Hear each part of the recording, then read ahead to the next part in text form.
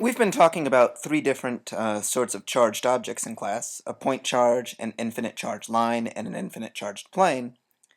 And I want to think about the electric field for these objects.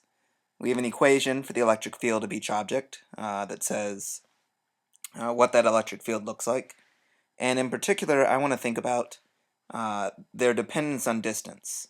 So the point charge has an electric field that depends on 1 over distance squared. An infinite charged line has an electric field that depends on 1 over distance, and the infinite charged plane does not depend on distance at all. The electric field for a point charge, that is determined experimentally. That's something that we get from experiments. But the charged line and the charged plane are both equations that we derive, so we should be able to explain why they look the way they do. So let's start with an infinite charged line, or at least a very long charged line.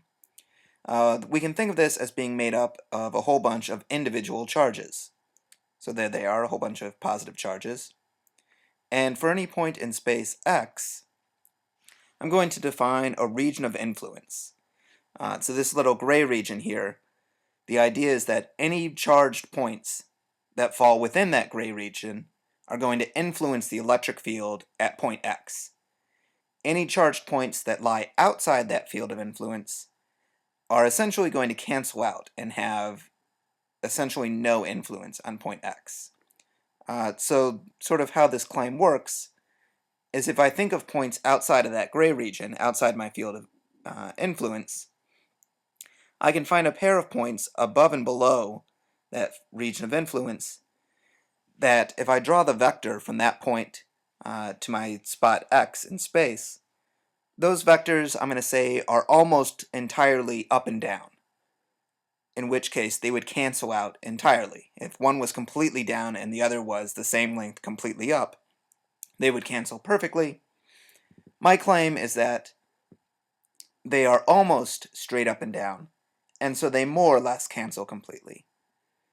This is in contrast to 2 points inside the region of influence. If I draw those vectors from the charged point on the line to my spot x, these vectors have a very sizable horizontal component, and so they will not completely cancel out. And this looks a little cheap here because I've drawn a very small region of influence just for illustration, but I can make it as big as I want. If I want, I can say the region of influence is much more steep and covers a much larger region, as shown here. The only key point to my argument is I do want to define a region of influence. I do want to say that that idea is valid, but I can make that region of influence as large as I want. And it's just going to be small in these because it's easier to illustrate if I draw it smallly. So, with this idea of region of influence, I want to compare how many points lie within my region of influence for two different spots in space. So I'm going to look at the electric field at a distance d1, which is this first vertical black line, where if I put my x there, then my region of influence covers 9 points, 9 charges that are sitting on the charged line. However, if I move this point x farther away from the line, that region of influence is going to get bigger, just as I slide it around. So moving back to twice the distance, d equals 2, I now see that 18 points, 18 charges lie within my region of influence. So what we get here is that when we double the distance, when we move x twice as far away from the charged line, we see twice as many charges, but because we know what the electric field of a point charge looks like, we know that each of those charges is only 1/4 as strong. So at d equals 1, we see 9 charges that are a certain strength. At d equals 2, we see twice as many charges, but every charge is only 1/4 as strong as it used to be. When we combine these effects, we see that the electric field at d equals 2 is going to be half as strong as it was at d equals 1.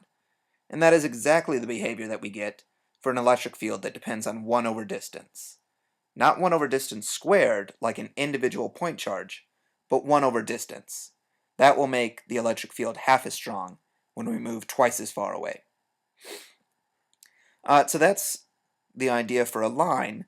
If I were to look at a charged plane, then the region of influence would no longer be just a triangle as it's been drawn so far, but would actually be a cone coming out from point X. And that cone, when it hits the